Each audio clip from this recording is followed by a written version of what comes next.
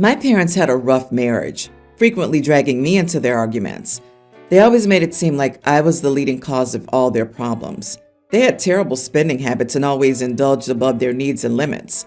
My grandfather, who had been my rock, became estranged from my parents due to their money-asking behavior. I spent most weekends at his house, where I felt safe and loved, far from the chaos at home. When I turned 18, I immediately moved out of my parents' house and stayed with my grandfather. A month ago, my grandfather passed away. He left me a significant inheritance, money that would change my life. I only received the amount last week. He had always told me to be responsible with money and to never let it control me, something I took to heart after witnessing my parents' financial struggles and irresponsible decisions. After his death, my parents approached me about the inheritance.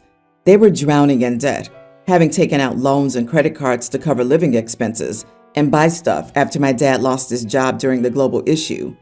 My mom works part-time. Their financial issues have escalated, and they were now on the verge of foreclosure. They saw my inheritance as a way out. When they asked for my help, I felt a surge of anger. These were the same parents who had belittled me, often making me feel like a burden. I had always been the one to sacrifice my own needs for their sake, and now they wanted to exploit me. After giving it not so much thought, I decided to refuse their request for financial help. When I told them, their reaction was explosive. They screamed at me, hurling insults and accusations. They claimed I was selfish and ungrateful for all the sacrifices they made for me. My dad's anger quickly escalated to violence. He slammed his fist against the wall, fracturing his own wrist. My mom joined in, yelling and threatening to cut me out of their lives completely, and generally trashing my house. I called the police. When they arrived, my parents were still in a rage, shouting at me, throwing things around and blaming me for their problems. The officers tried to calm them down, but my dad continued to berate me, insisting that I was ruining the family. They ultimately decided to take my parents aside to talk to them separately while I stayed in another room. They came out and asked me whether I wanted to press charges. As a last act of gratitude, I said no, and I asked them to wait outside while I talked to them. After the police went outside, my parents were quiet, but the tension in the house was palpable. I told them basically to never contact me again, and if I ever saw them near my house, I'd have them arrested. I realized then that I had taken a stand that would forever change our relationship. I had chosen to prioritize my future and well-being over their demands, even if it meant losing them entirely. They told me the money had gone to my head, I'd face karma, and they hoped I'd suffer immensely. Even though I don't love my parents, I feel guilty and uncertain. I have a chance to build a better life, but it comes at the cost of my conscience and familiar relationship. Am I the idiot for disowning my parents after inheriting a large sum and refusing to help them out? Not the idiot. Let them rot wherever they are. They don't deserve you or the inheritance. Proud of you for standing up. You do not owe them anything, particularly since your granddad left this to you, not them. They continue to be ridiculous and try to guilt you into submission. You did nothing to create their situation, and you're not responsible for it now. Close the door and live your life. Exactly. OP is benefiting from karma already, as are they. Those poisonous people are getting what they deserve. Their parting shot just goes to show that OP is a far better person than they will ever be, and OP should be happy in their life without them. I agree, and let's be honest, they'd have run through that inheritance in no time, leaving themselves in the same stew they're in now. It's time for them to learn. It's wild how your parents can't see their own hypocrisy, calling you selfish while being so demanding. Your grandfather clearly had your best interest at heart, and he'd want you to stay true to his lesson. Don't feel guilty. You're just breaking the cycle. And I'm really, really sorry for your loss. It sounds like he was a fantastic supporter of you, OP. My young teen daughter has been obsessed with Loungefly backpacks for the last 3 years. Everyone has bought some for her. She probably has 50 or so and is constantly showing them off. She has a large following on Instagram and TikTok where she shows off her bags. I monitor her activities and help her post. She doesn't even have access to the accounts on her own. My sister Stevie just started dating this man with a daughter, Zoe, who's a teen. Stevie has had financial issues due to her lifestyle habits. I believe her boyfriend's in the same boat, but both are recovering. However, Zoe has a birthday coming up, and Stevie wanted me to give her one of my daughter's bags that she saw on Instagram because it's Zoe's favorite character, and the bag has been discontinued. She showed me the price on eBay. It's about $500, and Zoe really wants that bag. The thing is, it's one of my daughter's first bags, and she loves that character. It's also my daughter's property, and it's not like I can just give away her things. I told her I would split the cost of a new bag for Zoe, if that's what my sister wanted since she's short of funds. But my sister insisted she should give Zoe the rare bag and put Zoe on my daughter's TikTok. I told her that TikTok is my daughter's project, and I'm not putting Zoe on it. I have this conversation with my youngest children, who are pre-tween and tween, that their sister doesn't have to include them in the video if she doesn't want to. My sister thinks I'm being selfish about the bag and for not including Zoe on her famous TikToks. I told my sister she was being ridiculous, and we had never even met Zoe, and making these demands was ridiculous. My sister said my daughter and I are spoiled and bougie, and that she will never ask for my help again. My mother understood and sided with my daughter and me, so my sister made a big TikTok about cutting toxic family members off. It's kind of ridiculous of her, and I'm not talking to her now, and my mom told her that she needs to apologize for this. My sister acts like I'm bullying her and Zoe, but again, I've never even met this teenager. Not the idiot. It's not your bag to give away. Your daughter doesn't even know this girl, and she loves the bag and that character. So it seems unlikely that she would wish to give it away, especially to someone she doesn't know. Your sister's being greedy and entitled. If her relationship flourishes and your daughter gets to know Zoe, then of course she may choose to include her on Instagram or TikTok. But it's bizarre to expect her to include a random person she's never met. She would never spend $500 or even $250 on a bag. She only wanted the bag if it was free. Then she could look good to the boyfriend and impress his daughter. She would have never told anyone that it was free. She wanted others to be in awe that she spent that much.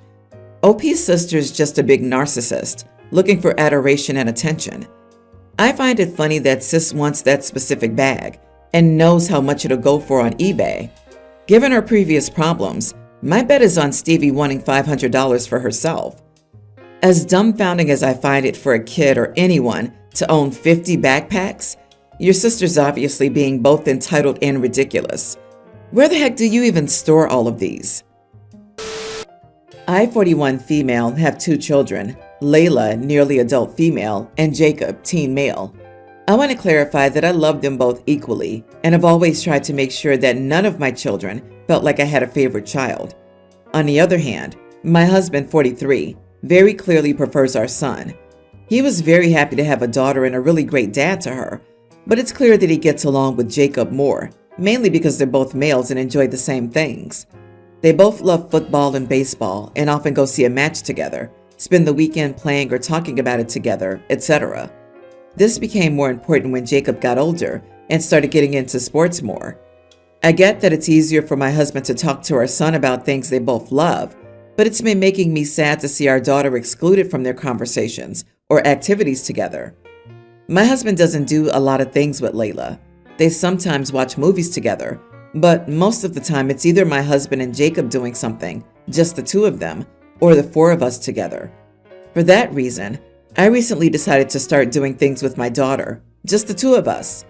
These past 2 to 3 months, we've gone to the movies, to the mall, had a girls' night, went to a bowling alley, and many more things.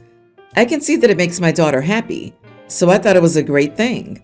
My husband never complained about it, mainly because we mostly did this when the males were doing something together. A week ago, there was an open-air projection of Tangled, which has been Layla's favorite movie since she was young, and I had planned on going for weeks. The problem is that my husband found out 4 days prior that he had to leave for work that same night. He asked me to stay home and said that we could just watch another movie together, the 3 of us. I said no because that night was important to my daughter and me. Our son also said he was fine staying home alone and would play video games with his friends. My husband didn't say anything, but I could tell it bothered him. When he came back from his work trip, he got really angry at me and told me he didn't believe we actually went and excluded Jacob, and that I was playing favorites because I decided to have a night with only Layla.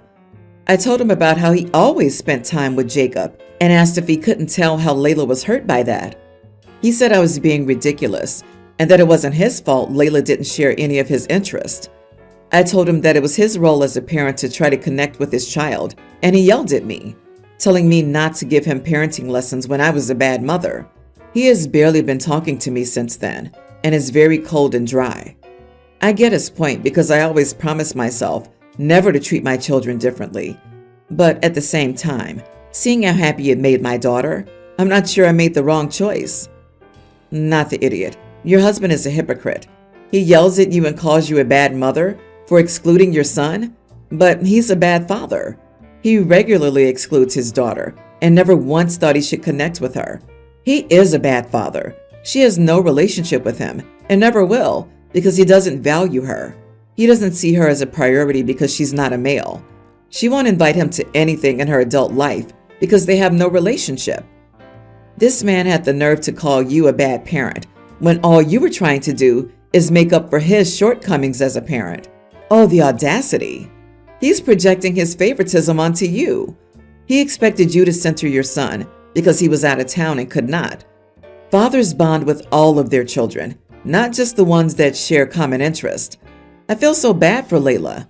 He even blames the daughter for not sharing his interest. But maybe if he took her to sports leagues and games as a kid, she'd be interested. But no, he checked out because she's a girl and I'm a male. What a loser. He's excluding his own daughter all the time. I, 39 male, have a milestone birthday coming up, my 40th, and I've been planning a big celebration for over a year now. I don't usually make a big deal out of birthdays, but this one feels special, and I wanted to go all out. I found a perfect venue, a beautiful historic estate with gardens, and booked it for next summer. I've already put down a deposit, and everything is set. Enter my younger sister, Jenna, 32 female. She just got engaged a few months ago and now wants to get married ASAP. The problem? She recently saw the venue I booked for my birthday party and fell in love with it. She now wants to use the same venue for her wedding, which would take place before my birthday party, just a few months earlier. She and my mom have both asked me if I'd be willing to give up the venue and move my birthday plan so she can have it for her dream wedding. They argue that a wedding is more important than a birthday party, especially since I could technically celebrate anywhere, while she has her heart set on this specific venue. They both flipped out when I politely declined, saying I've been planning this for over a year and I'm really excited about it. Jenna accused me of being selfish and said I should understand that weddings take priority over birthday parties. My mom joined in, saying I should be more supportive of Jenna's big day, since I've already had my time to shine in life, and this day means more for her future.